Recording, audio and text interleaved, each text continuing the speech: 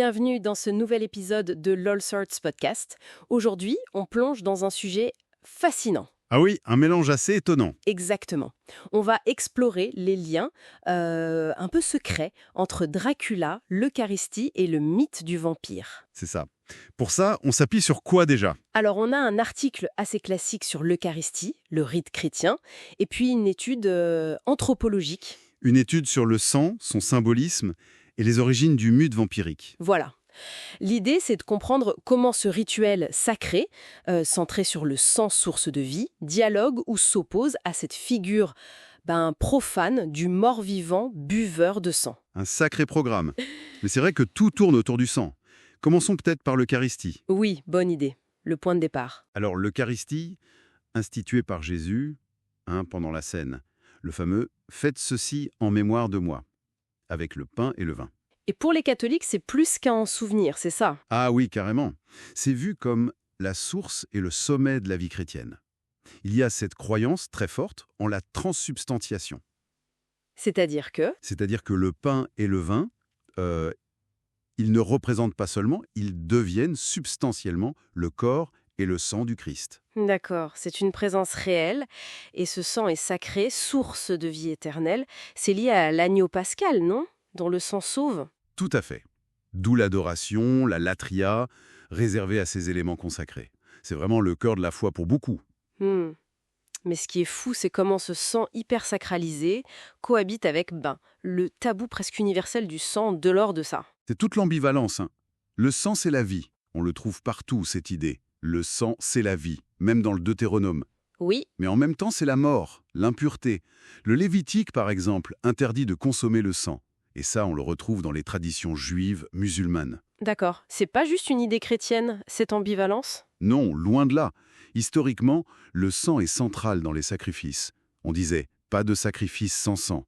Pense aux offrandes sanglantes à certaines divinités. Des trucs assez glauques parfois, non? Moloch et les sacrifices d'enfants? Oui, ou même des croyances comme boire le sang des ennemis pour prendre leur force, chez les Sioux, les Huns. Et puis il y a ce lien avec les morts. Ulysse, dans l'Odyssée, qui donne du sang aux ombres pour pouvoir leur parler. Vie, mort, sacré, interdit, tout est mélangé. Et cet imaginaire, ça a dû nourrir des figures un peu effrayantes bien avant nos vampires modernes. Exactement. On pense à Lamia, par exemple, dans la mythologie gréco-roumaine, une sorte de spectre qui buvait le sang des enfants. L'idée n'est pas nouvelle. Et le vampire, alors tel qu'on le connaît, comment il s'inscrit là-dedans? Mais pour moi, c'est l'inversion parfaite. La profanation de l'Eucharistie. Ah oui, comment ça? Le vampire, c'est un mort-vivant. Il a besoin du sang des vivants pour maintenir son existence maudite. Il ne reçoit pas la vie éternelle par un don sacré, Il la vole? il la vole exactement. Il prend la vie au lieu de la recevoir. C'est une perversion totale du sacrifice, de la communion. C'est une vie maudite, pas une vie éternelle et sainte. Et c'est là que Dracula de Jarlatic. Son nom déjà, Vlad Tepes, l'Empaleur, membre de l'ordre du dragon. Dracule, ça peut vouloir dire dragon ou même diable en roumain, non? C'est ça, il y a aussi une hypothèse gaélique, drochfuola, qui voudrait dire mauvais sang. Mais attention, Oui, les sources anthropologiques sont claires. Aucune tradition historique, aucune chronique de l'époque n'attribue de trait vampirique à Vlad Tepes. ah d'accord. C'est vraiment une création littéraire de Bram Stoker, basée sur un personnage historique, connu pour sa cruauté, mais pas pour boire du sang. Voilà, la cruauté de Vlad a sûrement inspiré Stoker, mais le vampire Dracula, c'est autre chose. Une figure composite peut-être. Qui aurait pu intégrer d'autres histoires. Oui, on peut penser à des figures historiques dont la cruauté était liée au sang. Erzébeth Báthory, la fameuse comtesse sanglante. Oui, l'histoire des bains de sang, même si c'est contesté. Exactement. Ou Gilles de Rais en France. Voire des tueurs en série bien plus tardifs comme Peter Kürten en Allemagne, le vampire de Düsseldorf ou Fritz Haarmann. Ces actes réels, cette fascination morbide pour le sang versé ou bu hors rituel, ça a pu nourrir l'imaginaire collectif du vampire. C'est troublant.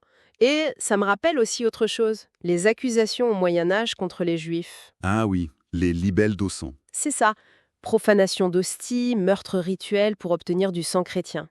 Des accusations terribles et sans fondement, évidemment. Mais qui montrent bien comment, dans l'imaginaire de l'époque, consommer du sang, surtout le sang sacré ou celui des innocents, en dehors du cadre unique et contrôlé de l'Eucharistie, C'était associé au mal absolu, au démoniaque. C'est une illustration tragique, oui, de cette frontière très nette entre le sacré et le profane, pour le sang. Dans l'Eucharistie, c'est le salut.